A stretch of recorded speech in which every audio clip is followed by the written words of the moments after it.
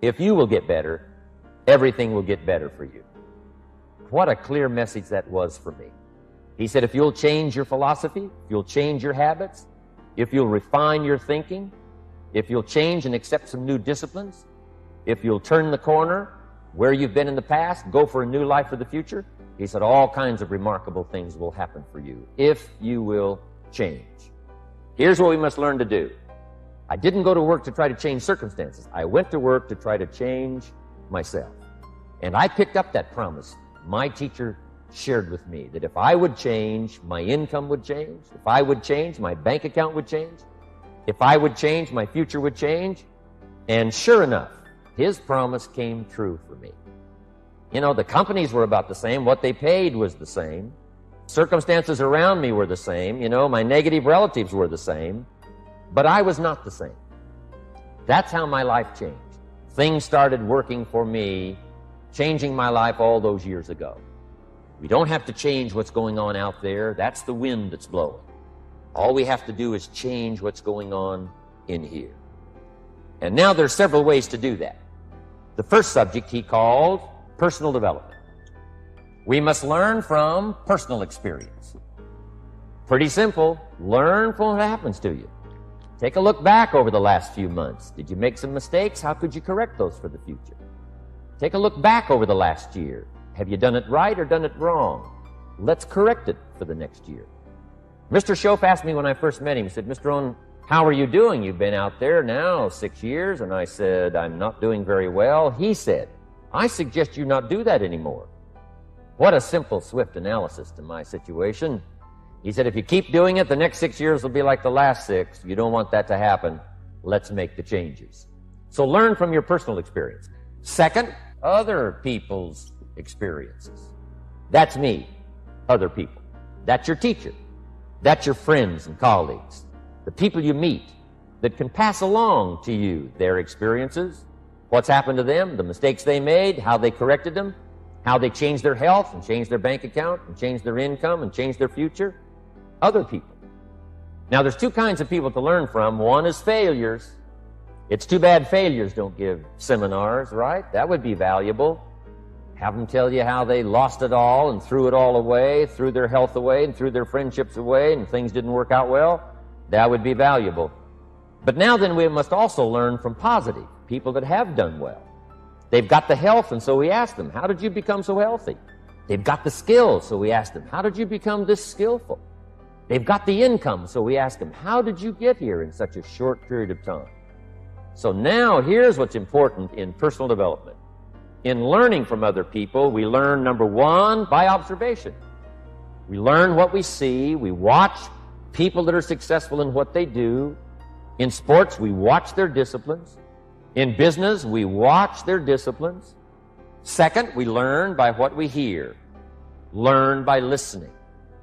And then listen to the sermon on Sunday morning. Listen to the lectures. Listen to the teacher. Listen to someone who's got something good to say.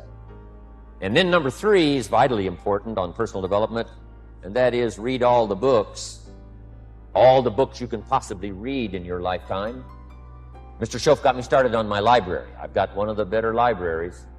And then I started keeping a journal. One of the major things my teacher taught me was to keep a journal. He said, don't trust your memory. If you hear something good, just make a little note and write it down. So I would suggest you do the same. Things that impress you, a poem that impresses you. When you attend a class, some of the ideas that impressed you, jot them down. You read something in a magazine, right? Some ideas, take those out, put them in your journal. Keep a good journal the rest of your life. This will serve you well. So I want the same thing to happen to you. Value captured that you can resort to later. Go back over it and review it and let it become valuable to you. Work harder on yourself than you do on your job. Develop the skills, learn the lessons, take the classes, absorb all that is being taught to you these days. And then later on, of course, you can sort it out, what's valuable to you and how to refine it for your business and for your life and for your future. But the main thing is to get it and start this process of personal change. Now let's cover the second subject, setting goals. We need to take a look into the future. There are 4 things to consider in terms of attitude. One is how you feel about the past. Best advice I can give you on that is treat the past as a school. Let it teach you the mistakes you've made, the things that went wrong, the things that didn't work. Don't use the past as a burden to carry, and don't use the past as a club to beat yourself to death. Past losses, past failures, past mistakes. But let the past be a school. Tough school maybe. We've all been through some tough stuff. So if you feel good about the past, draw from it for experience and let it teach you. Then next is how you feel about the future. We've got to have the future well designed. The future is called the promise. The promise of the future can be an awesome force. Designing the future. There's two ways to face the future. One is with apprehension, and the other is with anticipation. I promise you, in my travels around the world, most people face the future with apprehension. And here's why. They don't have it well designed. They've sort of left that up to someone else to fix. But here's the best way to face the future, with anticipation. You can face the future with anticipation if the future is clear, if the future is well designed. In setting goals, it's very simple. Number one, decide what you want. You just take a little time. You sit down and say, what do I want? What kind of skills do I want? What kind of income do I want for the future? Where would I like to go? Places I'd like to visit? Habits I'd like to acquire? Skills I'd like to have? Economics? Friendships? People you'd like to meet? When you've thought about what you want for the future, make a list. If the future gets clear, the price gets easier. Because you got to remember, for every promise, there's a price to pay. Everybody's got to pay the price. Everybody's got to do the deal. Everybody's got to do the disciplines. But here's what I've discovered. If the promise is clear and powerful, the price is easy to pay. The price is some classes. The price is a few books. The price is a few disciplines. The price is finding something that'll make your life better, make you grow, make you change, make you develop. So the first part of the key is to design the promise. Then, what is the price to pay? I'm telling you, the price will be easy. If you'll make the promise of the future clear for yourself, all of the values of life that you could possibly want, and be serious about it, I promise you it's an easy price to pay. Anybody can pay it.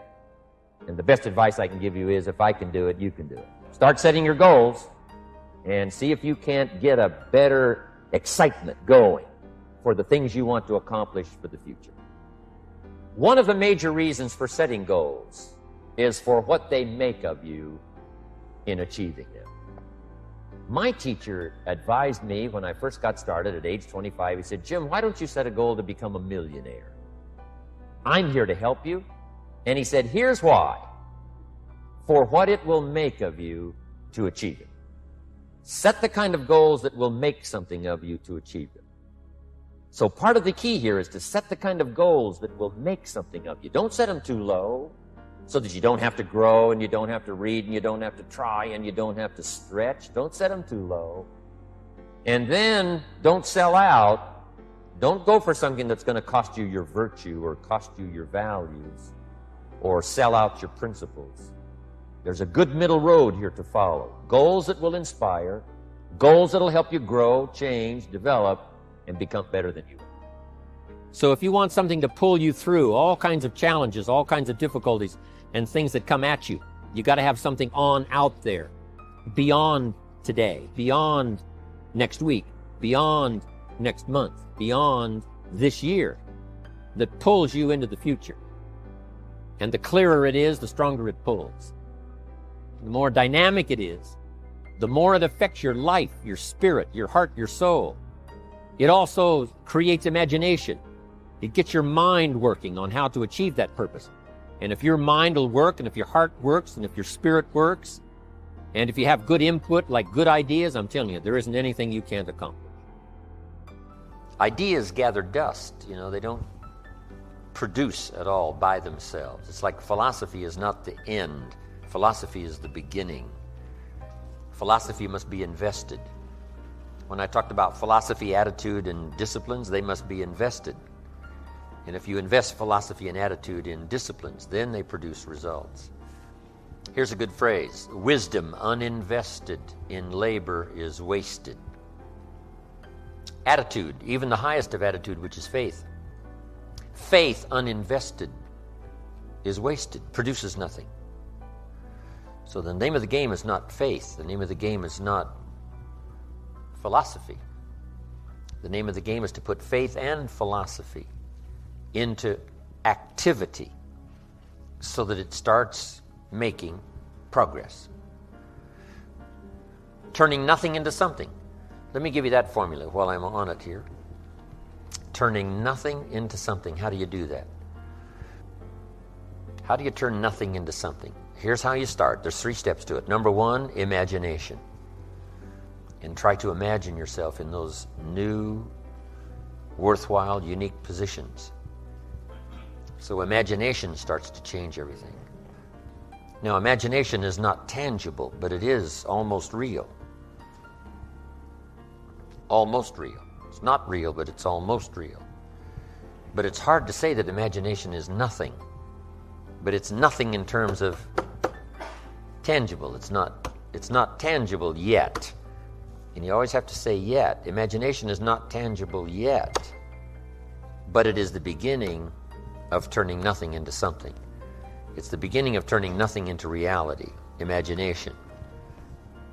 Imagination is the ability to see things that don't yet exist. Imagination is real in the sense that it affects. It'll affect your behavior. It'll affect your enthusiasm. It'll affect your emotions. It's real in that sense, but it's not real in the tangible sense. Next is faith. To believe that what you imagine is possible. How do we start to strengthen our belief in that what we imagine is possible to turn it into reality? And there's 2 or 3 ways. One is to believe your own testimony. If you've done it before, why couldn't you do it again? If you've done it once, couldn't you do it the second time? Why not believe in your own testimonial? If I did it before, I can do it again. And that's what's important about personal development. You can lose the money, but not the skill, so who cares about the money? It's like sales. A skill is more valuable than a sale. Sometimes a salesperson says, I need a sale. I said, no, you need a skill. Sales are temporary. Skills are permanent. Now we move to faith to believe that what we imagine is possible. So we study our own testimonial. If we've done it before, we can do it again. Here's what else we study. Other testimonials of somebody who did it. Somebody that built a hotel said, yes, I started with some plans and finally believed it was possible, and here it is. Say, well, if it's possible for one, it's possible for another. In fact, sometimes when we hear the testimonial, here's how they finished. If I can do it, you can do it. See, that's a classic testimonial that gives us now what we call faith. And one of the ancient wise writers said, faith is generated by what we hear. The vocabulary of what we hear, the vocabulary of what we read. That generates faith, to believe that it's possible. Now, faith is not reality.